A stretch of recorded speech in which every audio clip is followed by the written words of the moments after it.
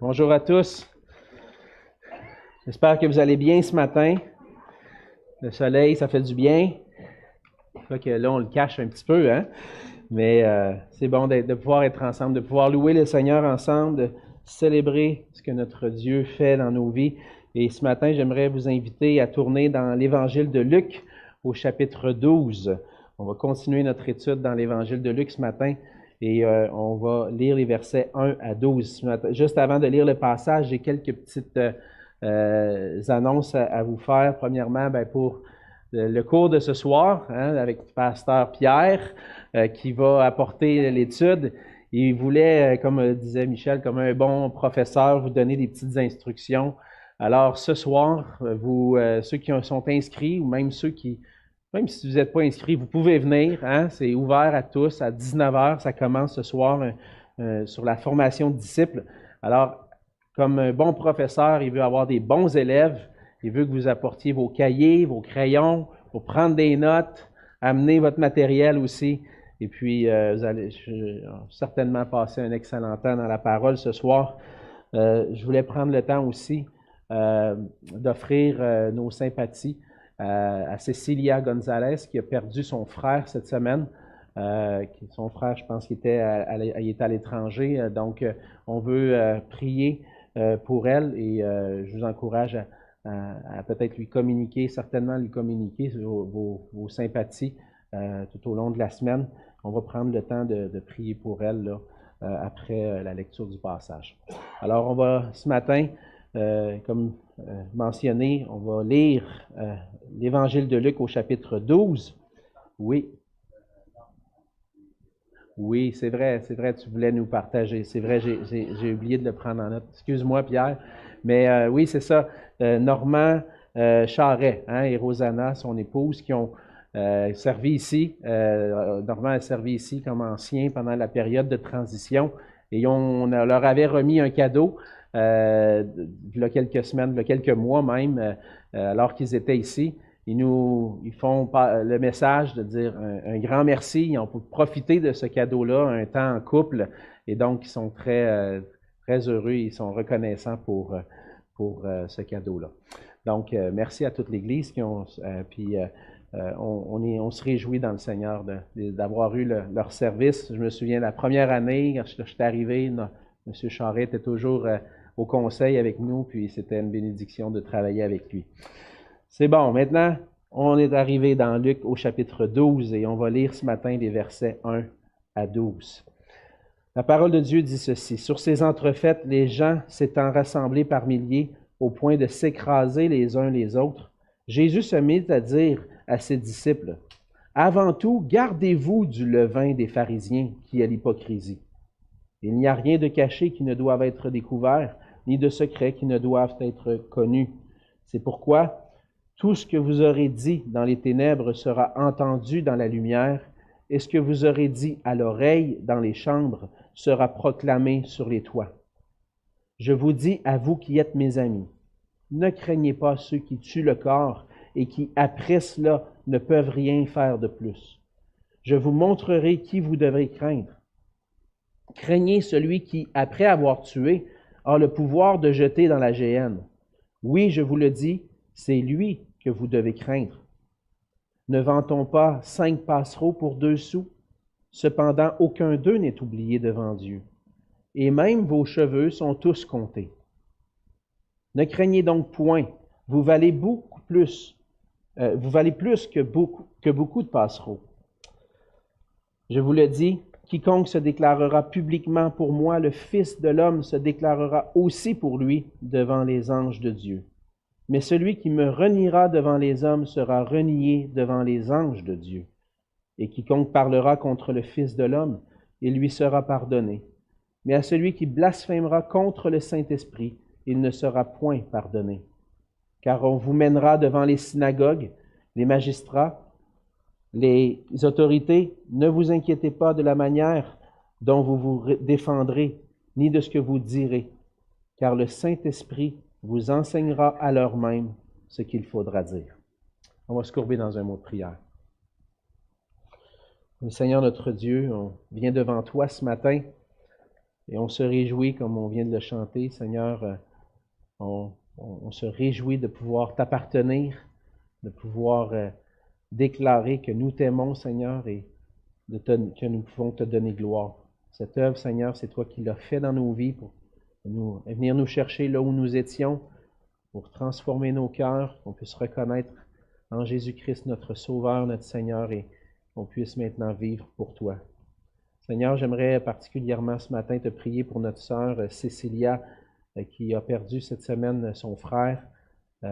Et on te prie, Seigneur, que tu puisses, par ta grâce, par la grâce de ton esprit, Seigneur, apporter ta consolation dans son cœur, dans sa vie, Seigneur, et aussi que à travers ta parole, tu puisses la fortifier dans sa foi au milieu de cette épreuve. Puisses-tu nous utiliser, Seigneur, pour communiquer nos sympathies, notre compassion envers elle, qu'on puisse pleurer avec elle et, Seigneur, qu'on puisse apporter cette consolation et cet amour que tu nous appelles à donner à ceux qui sont dans l'épreuve. Seigneur, on te remercie encore une fois pour ta parole, pour le privilège que nous avons de pouvoir l'étudier, de pouvoir étudier ce bel évangile, Seigneur, l'évangile de Luc. Et Seigneur, on veut se plier devant toi, plier le genou devant toi et venir devant toi avec un cœur ouvert à ta parole, afin que celle-ci puisse être semée dans nos cœurs et porter du fruit à ta gloire. Alors Seigneur, rends-nous attentifs, donne-moi les paroles qui vont être claires, Seigneur, pour ceux qui m'écoutent. Et Seigneur, cache-moi à l'ombre de ta croix, parce que c'est ta parole qu'on veut mettre de l'avant, qu'on veut entendre. Et c'est dans le nom de Jésus que je te prie. Amen. Amen. On est des gens qui aiment être fiers de ceux qu'on aime. Les gens qui nous entourent parfois font faire des choses qui vont nous réjouir et puis on est fiers des gens proches de nous qui accomplissent des choses, des fois des exploits peut-être. Lorsqu'on a dans notre entourage, ça peut être un de nos enfants qui réussit bien à l'école, il réussit un examen, il a travaillé fort, réussit cet examen-là, il reçoit un bon résultat, on est fiers. On est fiers même lorsqu'il complète l'année puis il reçoit des certificats, des mentions de « Wow, bravo pour ton bon travail ». Je me souviens quand on était aux États-Unis, on a déménagé pour 3 ans pour les études. Et puis, lorsqu'on est arrivé là-bas, les enfants ne connaissaient pas un mot d'anglais. Et puis, on les envoyait à l'école, je me souviens, le premier matin, dans l'autobus. Ah ouais, va à l'école, ça pleurait. Oh! Dans l'autobus, on voulait les habituer. Bon, finalement, dans les premiers jours, on se rendait à l'école, puis on les aidait à rentrer à l'école. Et puis, je me souviens, c'était pas facile pour eux. Mais après quelques années, après 3 ans qu'on était là-bas, pour eux, l'anglais, c'était même plus un problème. Puis même encore aujourd'hui, ils ont gagné ça, puis gloire à Dieu pour ça. Mais ils finissaient avec l'année avec des mentions, même en anglais. Puis là, j'étais dit, hey, wow, c'est beau, c'est bon ça. On est fiers de nos enfants. On est fiers quand ils vont jouer au sport, puis ils vont faire des belles performances. On aime ça. Être fiers, puis donner notre appréciation à les gens qui réussissent. On est des gens fiers aussi, puis on aime ça s'identifier à ceux qui sont des gagnants. L'année passée, au printemps, les Canadiens se sont rendus en série éliminatoire, Canadiens de Montréal. Et puis là, quand ça arrive, là, ce qu'on voit au printemps, les drapeaux flotter sur les voitures, et puis les gens sont fiers, s'identifient à leur équipe. Je sais qu'ici, c'est pas tout le monde qui suit le hockey. Il y en a qui suivent plus le football, le soccer. Et là, quand c'est la Coupe du Monde, qu'est-ce qu'on fait? On met les drapeaux de notre pays, on s'affiche. Moi, je prends pour l'Haïti, je prends pour les pays d'Afrique ou un pays d'Amérique latine. On est fiers de nos racines, de nos couleurs, de notre pays. Mais lorsqu'il est question de notre foi, est-ce qu'on est aussi fiers de notre foi au Seigneur Jésus qu'on est fiers de notre équipe sportive ou de nos enfants? En tant que chrétien, on devrait être fiers de déclarer qu'on est des disciples du Seigneur Jésus. Paul se glorifiait de la croix de Jésus-Christ. Paul disait aux Galates, je ne vais pas me glorifier d'autre chose que la croix de Jésus-Christ. Pourquoi? Parce que c'est à travers la croix que j'ai été réconcilié avec Dieu. C'est à travers la croix que je suis maintenant un enfant de Dieu, un héritier, un co-héritier avec Christ. Et il était fier de porter ce symbole-là, d'annoncer la croix de Jésus-Christ, même si à cette époque-là, ce n'était pas très populaire. Puis même à notre époque, contrairement à d'autres moments dans l'histoire de l'Église, à notre époque, dans notre culture, ce n'est pas très populaire de s'identifier, de s'afficher comme chrétien. Plutôt, et puis à cause de ça, des fois à cause de cette impopularité-là qui grandit, au lieu d'être fier de dire « je suis un chrétien, j'appartiens à Jésus-Christ », on voudrait plutôt passer inaperçu, par crainte des gens, par crainte de ce que les gens pourraient penser de nous. Dans le passage de ce matin, on voit que Jésus nous appelle à prendre position pour lui et à faire savoir à un monde hostile que nous sommes ses disciples. Comme on le voit depuis un certain temps, depuis quelques semaines, même quelques mois déjà, à partir du chapitre 9, Jésus est en route vers Jérusalem. Et Jésus s'en va à Jérusalem pour être livré entre les mains des pécheurs, pour être livré et mourir sur la croix. Parce que la mission de Jésus, c'est de venir chercher et sauver ceux qui sont perdus. Et Jésus s'en va à Jérusalem pour accomplir cela. Mais alors qu'il est en route vers Jérusalem, alors qu'il s'en va vers ce moment ultime où il va s'offrir en sacrifice, Jésus va rencontrer des gens, va enseigner ses disciples à plusieurs reprises. Et puis au début du chapitre 11, après avoir guéri un homme qui était possédé d'un démon, Jésus va défendre son ministère comme venant de Dieu lui-même. Je ne suis pas venu chasser les démons par Belzébul ou par la puissance de Satan, mais c'est par le doigt de Dieu, c'est par la puissance de Dieu que je viens accomplir mon ministère. Et il va prononcer un jugement par la suite sur ceux qui ne reçoivent pas sa parole, qui ne reçoivent pas son ministère comme venant de Dieu.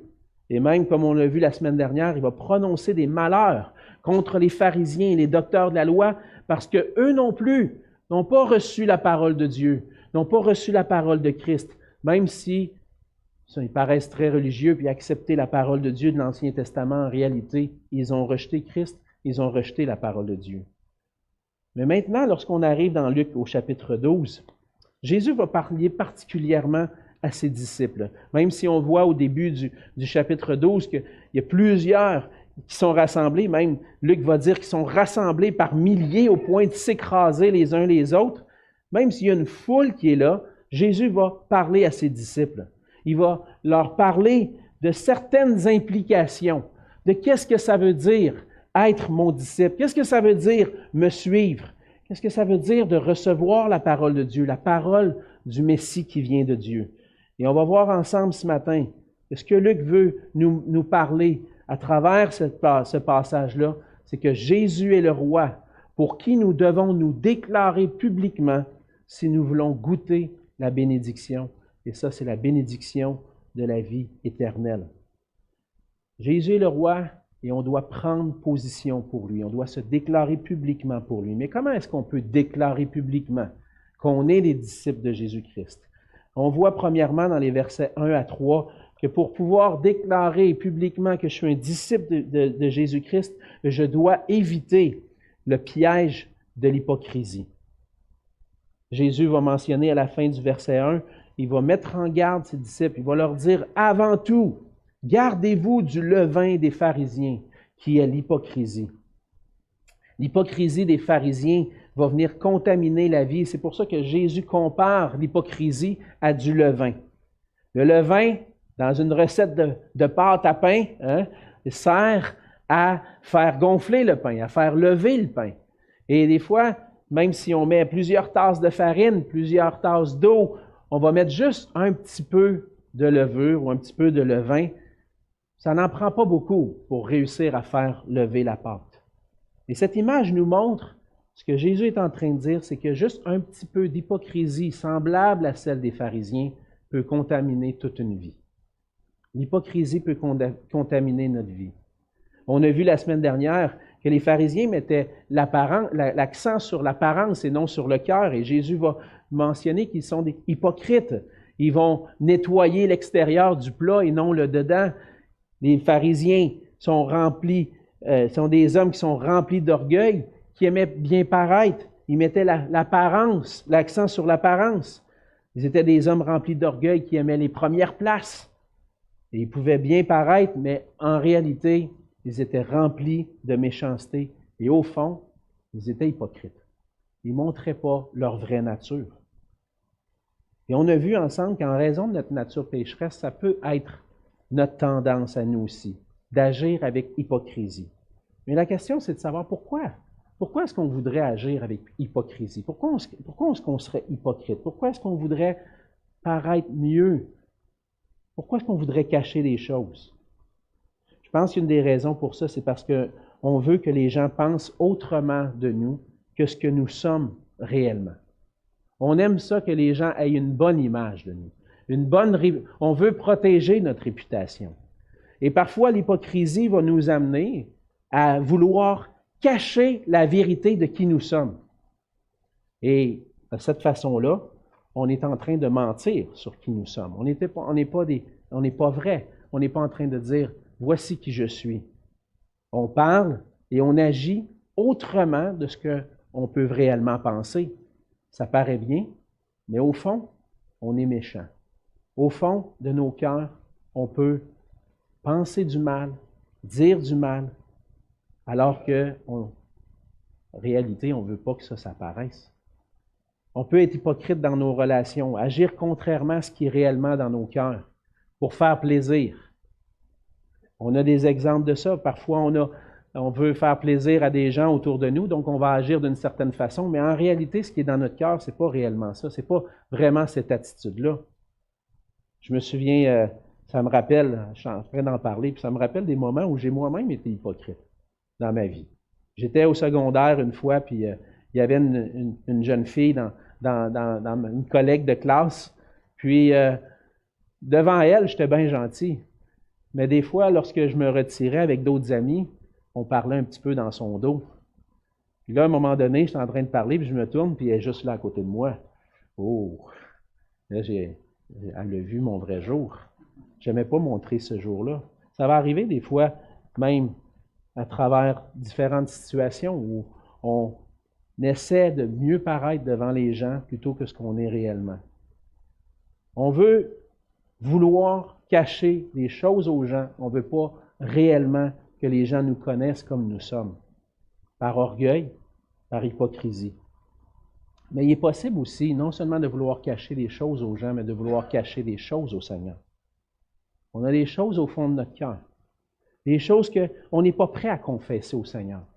On le sait que c'est là, puis on agit comme si de rien n'était.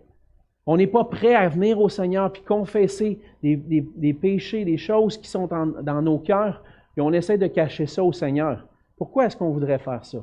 Parce que des fois, on prend plaisir à vivre dans le mensonge, on prend plaisir à vivre avec nos péchés au lieu de les confesser. Mais le Seigneur nous encourage. Et ce qu'il veut, c'est qu'on puisse se garder de cette hypocrisie-là. Il faut s'en débarrasser. Parce qu'en fin de compte, ce n'est pas ça qui va mener à la bénédiction de la vie éternelle.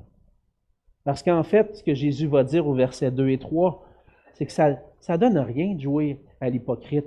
Parce qu'un jour, tout ce qui est caché va être révélé. Dans les versets 2 et 3, Jésus va mentionner 4 expressions parallèles. Il va dire, ce qui est caché va être découvert. C'est ce qu'il dit au verset 2. Il dit, il n'y a rien de caché qui ne doive être découvert. Ce qui va être secret va être connu. Ce qui est dit dans la noirceur va être entendu dans la lumière. Ce qui est dit à l'oreille dans les chambres, d'une façon isolée, va être proclamé sur les toits. Il n'y a rien qui va rester caché. Dans le fond, ça donne quoi d'être hypocrite? Ça donne quoi de cacher des choses? Un jour, tout va être mis en lumière.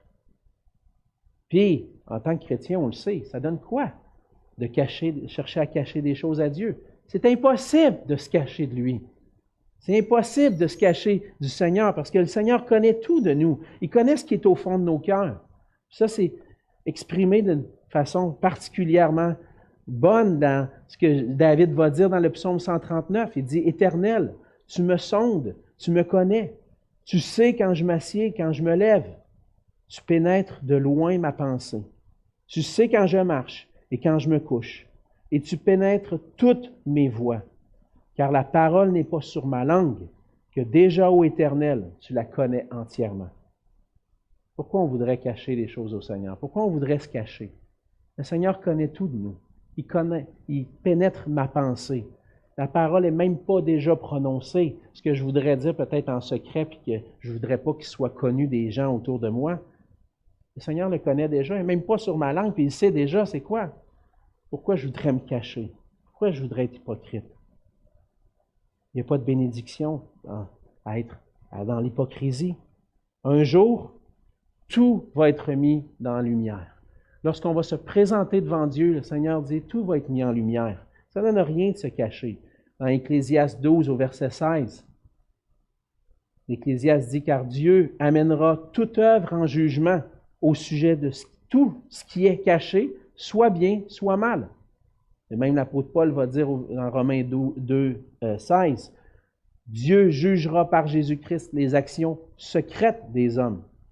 Ça ne donne rien de vouloir se cacher, ça ne donne rien de vouloir mettre un masque, d'être hypocrite dans nos relations ou même avec Dieu, parce qu'un jour, toutes choses vont être présentées, mises en lumière devant Dieu, et ces œuvres-là vont être amenées en jugement.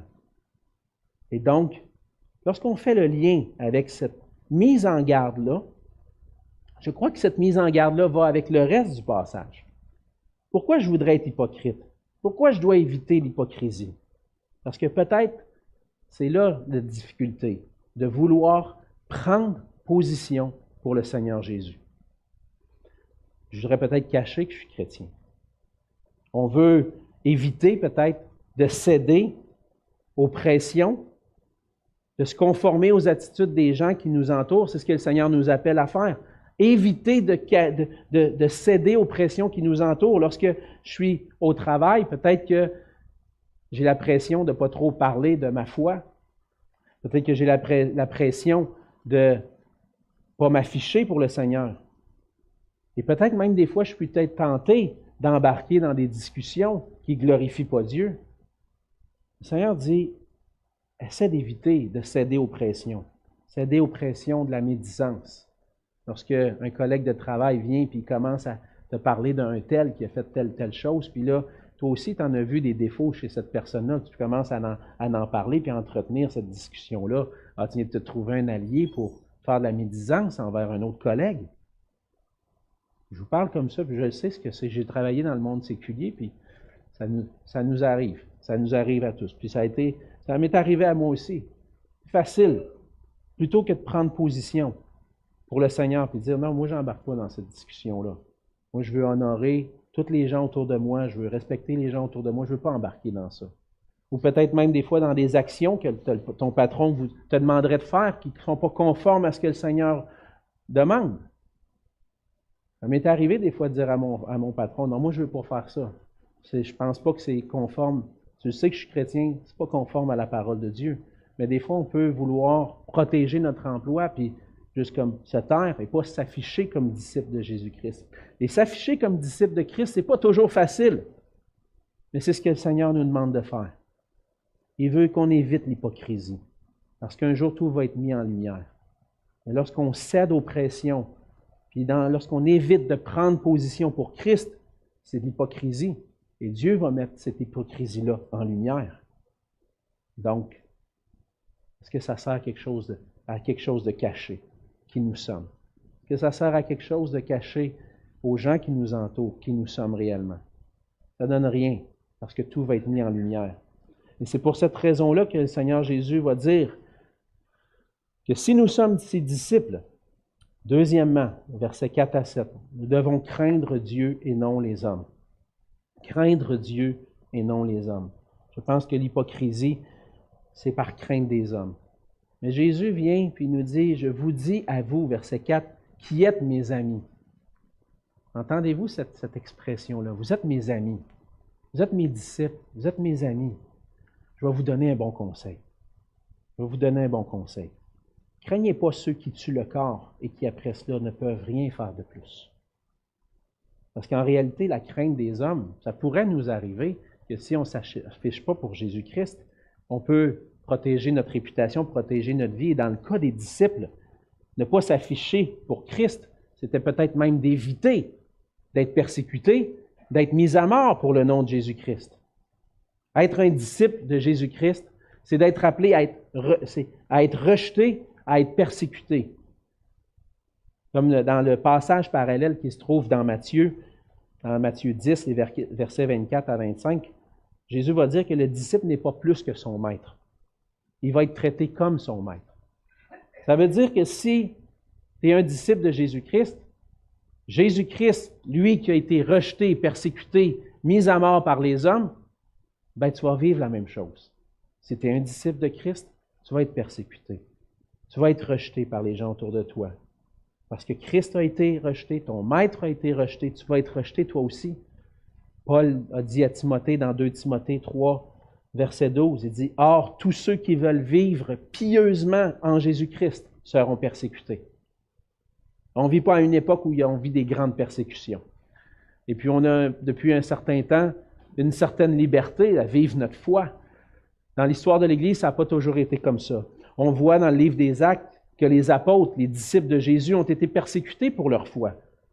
Ils ont déclaré que Jésus est le Christ, le Fils de Dieu. C'était ça leur message. Ils se promenaient de ville en ville, de village en village et proclamaient que Jésus est le Christ, le Fils de Dieu, qu'on doit placer en lui notre confiance, qu'il n'y a pas de salut en aucun autre que dans le nom de Jésus. Et à cause de ça, plusieurs des disciples, Pierre, Paul, ont été arrêtés par les autorités. Et même, il y en a qui sont morts martyrs. On pense à Étienne, qui a été mis à mort parce qu'il a déclaré publiquement qu'il était un serviteur de Jésus-Christ. On va se l'avouer. Des fois, on trouve ça, on voit ces héros-là dans les Écritures, mais on aimerait ça. Ça ne nous tente pas vraiment de vivre la même chose qu'eux. On ne veut pas vraiment être persécuté de notre côté. L'idée d'être rejeté, d'être persécuté, ça ne nous enchante pas. On aimerait mieux peut-être éviter d'avoir à passer à travers ce chemin-là. Si je pouvais l'éviter, ça fait bien mon affaire. Par crainte des hommes, en craignant les hommes, il est possible que je puisse fermer la bouche, de ne pas dire que je suis un disciple de Christ, de ne pas me prononcer pour Jésus-Christ, de prendre position pour lui. En agissant ici, je peux éviter d'être persécuté. Je peux éviter ultimement d'être mis à mort pour le nom de Christ. Craindre les hommes, ça me permet d'éviter la mort physique.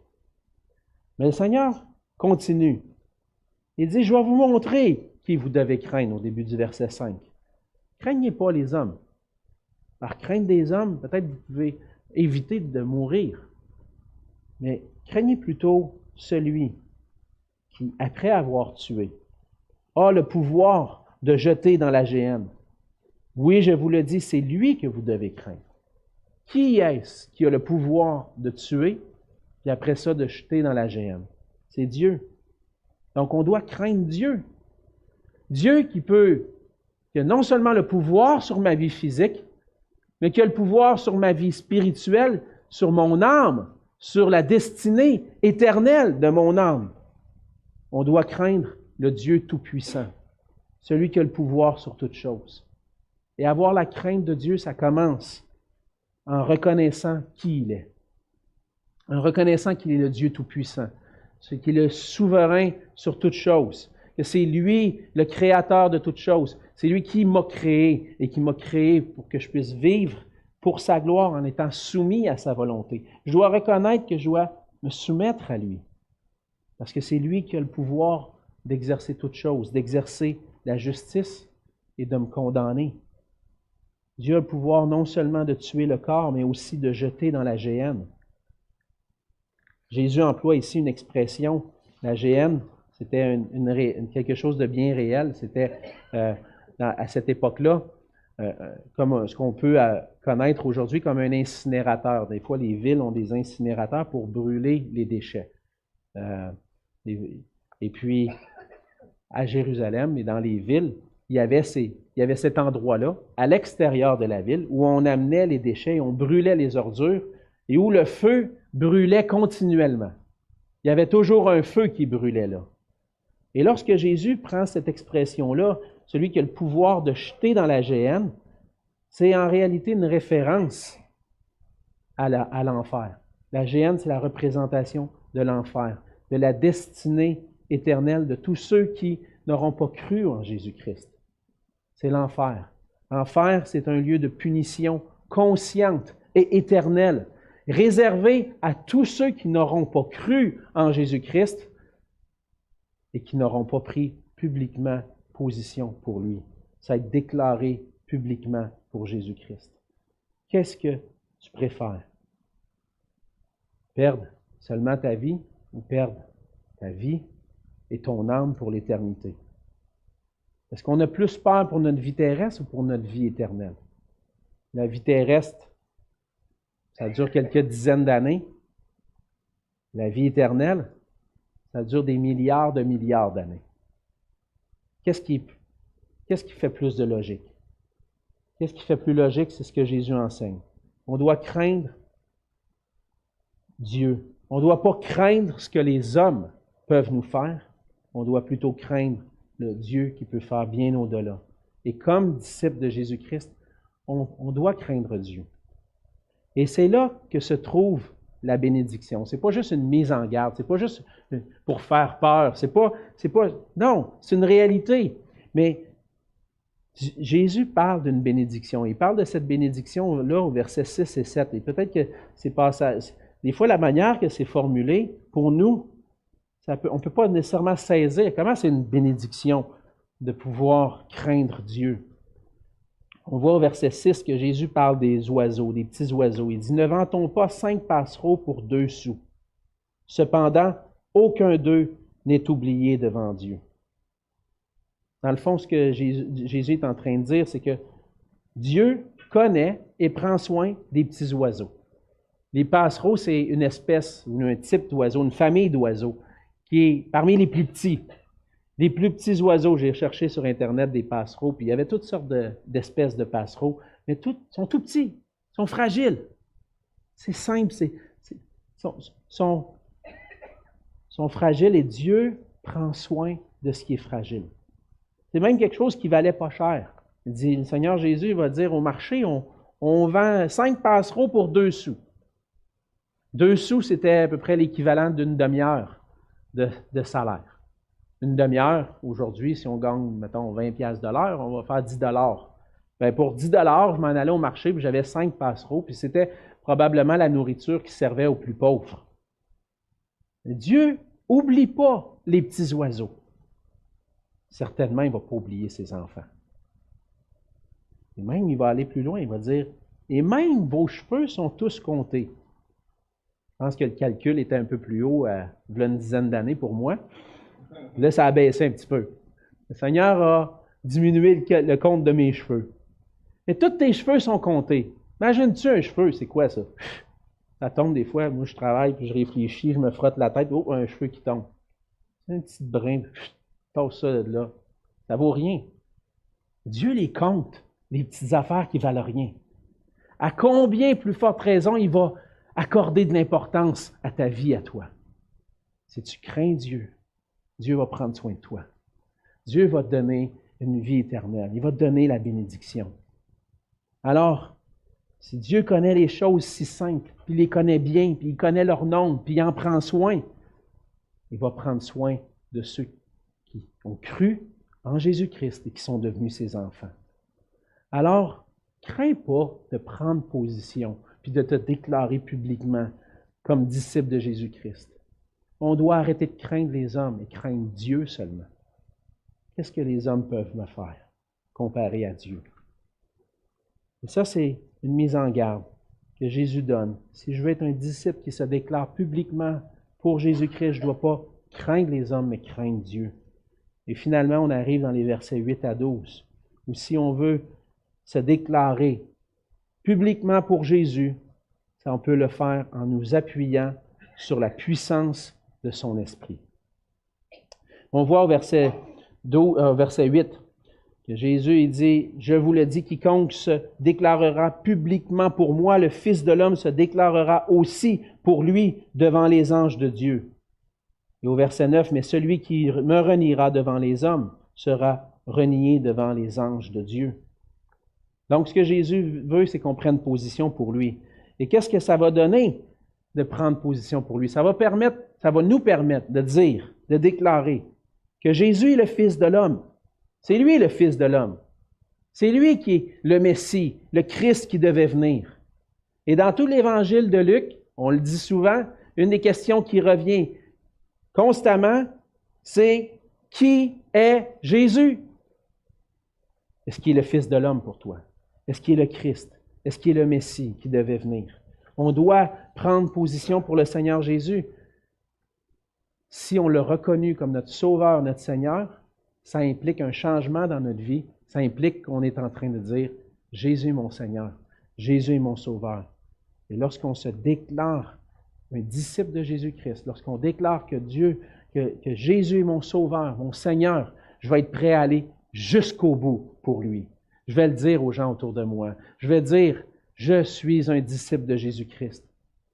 Alors on doit laisser de côté l'hypocrisie, laisser de côté la crainte des hommes et se déclarer pour Jésus-Christ. Se déclarer publiquement pour Jésus, ça mène à la vie. Jésus dit, parce que si quelqu'un se déclare publiquement pour moi, à la fin, quand tout va être mis en lumière, moi je vais me déclarer pour lui devant les anges de Dieu. Qui est-ce qui ne veut pas que lorsqu'il arrive devant Dieu, devant ce moment-là, devant le trône de Dieu au jour du jugement, qui ne veut pas entendre de Jésus dire, lui, c'est un bon et fidèle serviteur. Entre dans la joie de ton maître parce que tu m'as reconnu comme ton Seigneur puis tu t'es pas gêné de le dire, tu t'es affiché pour moi. Parce que c'est ça qu'on veut. Moi, c'est ce que je désire de tout mon cœur. Qu'un jour, je vais être dans la présence de Dieu et que le Fils de l'homme va dire devant les anges, lui, c'est mon disciple. Lui, je me réjouis en lui. Viens dans la joie de ton maître. Et lorsque le Seigneur dit, celui qui va me renier devant les hommes sera renié devant les anges de Dieu. C'est une mise en garde. Une mise en garde de dire, fais pas cette erreur-là, d'avoir peur des hommes et de ne pas craindre Dieu. Fais pas cette erreur-là parce qu'un jour, ça pourrait arriver que si tu essayes de manifester aux gens autour de toi que tu es un chrétien, mais qu'en réalité tu ne l'es pas, je ne serai pas là pour te défendre. On peut avoir l'air des bons chrétiens le dimanche. Est-ce que tout au long de la semaine, quand je suis au travail, à l'école, est-ce que je suis prêt à m'afficher pour Jésus-Christ? Est-ce que je suis prêt à dire « Je suis un disciple de Christ » ? À la fin, le Seigneur Jésus va donner des instructions. Il va même parler dans un sens que, au verset 10, que celui qui va parler contre le Fils de l'homme, il va lui être pardonné. Mais celui qui va blasphémer contre le Saint-Esprit, il ne sera pas pardonné. Qu'est-ce que Jésus veut dire par là exactement? Comment est-ce que c'est? Est-ce que le Saint-Esprit est plus important que le Fils? C'est ça qu'il est en train de dire? Qu'est-ce que Jésus veut dire par là? Je pense qu'on peut comprendre que pendant le ministère de Jésus, on a vu des gens qui ont renié Jésus, qui ont rejeté Jésus, qui ne se sont pas déclarés publiquement Jésus. Ils ont même parlé contre Jésus, même parmi ses disciples. Vous vous souvenez de Pierre? Juste avant la crucifixion de Jésus, il est autour du feu, il se réchauffe. Là, il y en a qui disent « Hey, t'es un de ceux qui étaient avec lui. » Non, je ne connais pas. Je ne connais pas lui. Non. Il a renié. Est-ce que Jésus va le renier à la fin? Il ne s'est pas déclaré pour le Fils de Dieu, il s'est déclaré contre lui. Même l'apôtre Paul, avant de se convertir, avant de rencontrer le Seigneur Jésus sur le chemin de Damas, a parlé contre le Fils de l'homme. Il détruisait, il mettait à mort des chrétiens. Il ravageait l'Église de Jésus-Christ. Il a parlé contre le Fils de l'homme. Il était contre le Fils de l'homme. Et ce qu'on voit, c'est que le Seigneur Jésus dit, ça va lui être pardonné. Pourquoi ça va lui être pardonné? Je pense qu'on fait la distinction entre deux choses. Ça peut arriver qu'à un certain moment dans ma vie, je ne reconnaisse pas Jésus comme mon Sauveur, mon Seigneur, comme le Christ, comme celui qui devait venir. Mais qu'à un certain moment donné, il y a un changement dans le cœur qui me fait reconnaître, non, je me suis trompé pendant un bout de temps dans ma vie. Non, c'est lui, le Christ. C'est lui, le Seigneur. Puis là, tu confesses, tu dis publiquement, non, lui, c'est le Seigneur, comme l'apôtre Paul. ça ravage envers l'Église, tout ce qui a fait, la persécution. Puis même Jésus a dit, c'est moi que tu persécutes. Ça lui a été pardonné. Et lorsqu'on vient vers le blasphème contre le Saint-Esprit, c'est souvent un passage, puis une section des Écritures, des fois, qui est un peu, on essaie de comprendre pourquoi ce péché-là du blasphème contre le Saint-Esprit ne sera point pardonné. Je pense qu'il faut mettre ce verset-là de Luc 12, 10, même s'il n'est pas très proche dans le contexte littéraire, il faut le mettre en lien, comme font d'autres évangiles, comme Matthieu et Marc, le mettre en lien avec le début du chapitre 11, au moment où Jésus va chasser un démon, puis là, on va accuser de chasser les démons par Belzébul, et c'est là que Jésus va prononcer cette parole-là aussi. Et donc, je pense qu'il y a un lien entre ces deux éléments-là. Qu'est-ce que c'est le blasphème contre le Saint-Esprit? C'est de ne pas reconnaître que Jésus et son ministère, c'est l'œuvre de Dieu par le Saint-Esprit. Et de persister dans cet endurcissement-là et de dire, non, Jésus n'est pas le Christ. Jésus, c'est un nobody. Il vient, puis il est sous la puissance de Satan, puis il accomplit des choses. Puis de persister dans cet endurcissement-là envers le Fils de l'homme. Ça, c'est un blasphème contre le Saint-Esprit. C'est renier l'œuvre de l'Esprit de Dieu dans la vie de Christ. Et persister dans cet endurcissement-là fait en sorte que jamais il va reconnaître que Jésus est le Christ. Fait en sorte que jamais il va pouvoir avoir accès au pardon de ses péchés. Alors Jésus est en train de dire, reconnaissez l'œuvre de Dieu. Reconnaissez l'œuvre du Saint-Esprit dans ce que je suis en train d'accomplir. Parce que si vous ne le reconnaissez pas, il n'y aura pas de pardon pour vous. Et cet endurcissement-là va mener au jugement. Et si on reconnaît en Jésus l'accomplissement du plan de Dieu et l'œuvre du Saint-Esprit, on va être sauvé. On va venir au point, on va déclarer que Jésus est le Christ, le Fils de Dieu. Et ça va amener au pardon. Jésus va terminer cette section-là. Il y a beaucoup de morceaux dans ce passage-là, mais il va terminer avec un encouragement pour ceux qui se tiennent debout, qui vont prendre position pour lui devant les hommes. Il va dire au verset 11 et 12, quand on vous mènera devant les synagogues, les magistrats, les autorités, ne vous inquiétez pas de la manière dont vous vous défendrez, ni de ce que vous direz, car le Saint-Esprit vous enseignera à l'heure même ce qu'il vous faudra dire. Ce que Jésus veut dire, c'est que crains Dieu, tiens-toi debout pour moi, puis le Saint-Esprit va être là pour te fortifier dans ta marche, pour te déclarer pour moi. Il va arriver, Jésus met en garde ses disciples, ça va arriver, vous allez être placés devant les autorités, devant les Juifs, pour les synagogues, devant même les autorités romaines, les magistrats, les autorités, font référence probablement aux autorités romaines aussi, où il va y avoir un moment où les disciples vont être menés, vont être accusés. Puis on l'a vu, comme je le mentionnais tout à l'heure, dans le livre des Actes, que c'est arrivé. C'est même arrivé par la suite dans l'histoire de l'Église où les chrétiens étaient amenés. Les gens qui sont contre Jésus vont constamment rejeter, persécuter les chrétiens.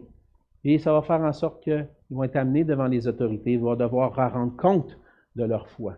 Et lorsque ça va arriver, si un jour vous êtes fait arrêter, puis vous faites arrêter, puis vous êtes devant dire, toi, es-tu un chrétien?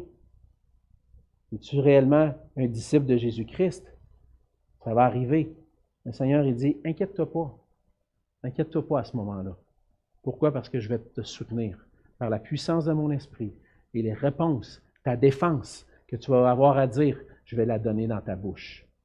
Je vais faire en sorte que tu te rappelles les Écritures. Je vais mettre dans ton cœur les bonnes paroles pour que tu puisses produire ta défense. Et le Saint-Esprit va nous enseigner à ce moment-là ce qu'il faudra dire. On a vu des exemples, puis comme je l'ai mentionné, on fait juste lire le livre des Actes, on traverse ça, on a vu la défense d'Étienne, on a vu la défense de Pierre, on a vu les défenses, multiples défenses de Paul aussi. Qu'est-ce qu'il faisait? Annonçait l'Évangile, continuait d'annoncer l'Évangile. Il se faisait accuser, puis il continuait de prêcher l'Évangile. C'est ce qu'on voit aussi dans l'histoire de l'Église. Il y a plusieurs témoignages dans l'histoire de l'Église où des gens, surtout dans les premiers siècles, étaient morts, sont morts martyrs, jugés, condamnés par l'Empire romain à cause qu'ils étaient des chrétiens. On pense à Polycarpe qui est mort sur un bûcher. Puis l'empereur il dit, t'as pas peur là, que j'allume Il dit, ton petit feu, il va s'éteindre dans quelques instants, mais le feu éternel, lui, il dure pour toujours. J'aime mieux ton petit feu, allume-le. Il était prêt à mourir pour prendre position et dire, moi, je suis un disciple de Christ. On connaît l'histoire de Martin Luther aussi, qui s'est battu contre l'Église, les enseignements de l'Église catholique romaine, contre l'Empire romain même, parce qu'ils avaient découvert dans les Écritures que la justification, ce n'était pas à travers des multiples œuvres que tu devais faire. La justification, c'est par la foi seule en Jésus-Christ, seul. Et les Écritures sont l'autorité suprême. Il a écrit des livres, et c'était répandu en Europe. Et puis à un moment donné, le pape, l'empereur romain, le convoque, puis ils mettent sur une table tout ce qu'il avait écrit. Il dit, ces livres-là sont remplis d'hérésie, sont remplis de tes enseignements. Tu dis que ça vient de la parole, mais c'est contre l'Église. Es-tu prêt à renier ce que tu as écrit? Il a demandé une pause de 24 heures. Le lendemain, il s'est présenté. Il a dit, mon intelligence est captive de la parole de Dieu. Je ne vais pas renier Christ. Je ne vais pas renier son salut. Je vais me tenir debout. Le Seigneur a permis qu'il puisse ne pas être mis à mort pour ça, puis qu'il puisse vivre encore longtemps. Et puis, ça a été un mouvement de réforme qui a démarré en Europe, qui fait que si on est ici aujourd'hui, c'est peut-être à cause de ça. À cause de ces hommes-là qui se sont tenus debout pour l'Évangile, pour Jésus-Christ. Et ils se sont appuyés sur la parole et sur la puissance du Saint-Esprit pour le faire. Et que ça se peut que ça nous arrive à nous aussi. Qu'est-ce qu'on va faire dans ce temps-là? Inquiète-toi pas. Le Seigneur va mettre les bonnes paroles pour produire ta défense. C'est en s'appuyant sur la grâce de son Esprit qui vit en nous et qui nous conduit qu'on va pouvoir déclarer avec assurance que Jésus est Seigneur. Alors, si on veut goûter la bénédiction, cette bénédiction de la vie éternelle, qu'au jour du jugement, le Fils de l'homme se déclare publiquement devant les anges pour moi, j'ai besoin de me déclarer pour lui aujourd'hui. Et pour ça, il faut éviter l'hypocrisie, ce piège-là qui vient de la crainte des hommes. Je vais éviter le piège de l'hypocrisie, craindre le Dieu de l'univers, qui s'est fait connaître à nous en Jésus-Christ. Et il faut s'appuyer sur la grâce du Saint-Esprit qui vit en nous. Alors, dans le passage de ce matin, la question revient. De quel côté es-tu? Es-tu pour Jésus-Christ ou es-tu contre lui? Êtes-vous peut-être des fois du côté de Jésus pour bien paraître, mais qu'en réalité, au fond de votre cœur, vous n'êtes pas pour lui. Vous n'êtes pas prêt à vivre pleinement et aller jusqu'au bout pour lui. Êtes-vous entièrement engagé à le suivre jusqu'au bout, et ça, quoi qu'il en coûte? Le Seigneur nous appelle à goûter la bénédiction d'être ses disciples, pleinement engagés à le suivre. Ça veut dire la bénédiction d'abandonner une double vie d'hypocrisie. La bénédiction de vivre en relation avec Dieu, dans la crainte de Dieu et non des hommes. La bénédiction de se déclarer pour lui devant le monde. C'est une bénédiction. Je suis un disciple de Christ. La bénédiction de vivre l'œuvre de son esprit dans ma vie. Si on veut vivre ça réellement, on a besoin de venir à lui humblement puis reconnaître nos faiblesses. Puis dire, Seigneur, j'avoue, des fois je suis hypocrite. Je ne veux pas paraître comme ton enfant. Je ne veux pas paraître comme un disciple. Je réalise mon péché, ma faiblesse, puis je reconnais en Jésus mon seul Seigneur, mon seul Sauveur. Puis je dis, Seigneur, je te demande pardon.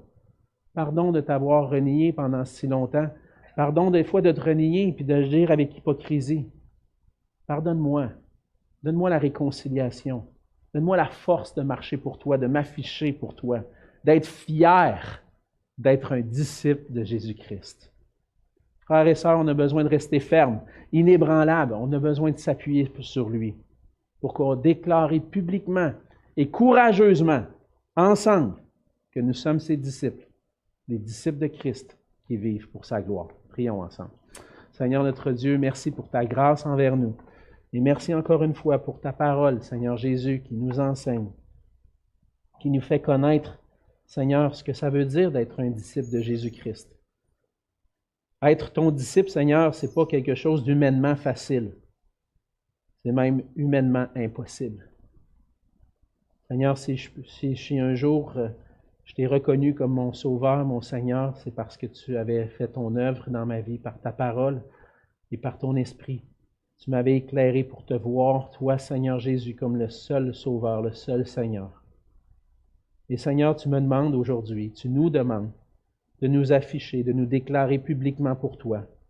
On ne sait pas ce que les prochaines années nous réservent, malgré le fait qu'on a une certaine liberté de nos jours. On ne sait pas ce qui s'en vient devant nous dans les 10, 20, 30 prochaines années. Est-ce qu'on va être amené à prendre position publiquement pour toi? Seigneur, aide-nous, donne-nous par ta grâce, Seigneur, par ton esprit, la force de rester fidèle, de rester attaché à toi, de prendre position pour toi et de déclarer publiquement que tu es Seigneur. Seigneur, on veut que nos vies puissent te servir à ta gloire, à te faire connaître, afin que les gens autour de nous puissent eux aussi te connaître et être sauvés. Garde-nous fidèles à toi pour ta gloire. Et c'est dans le nom de Jésus qu'on te prie. Amen.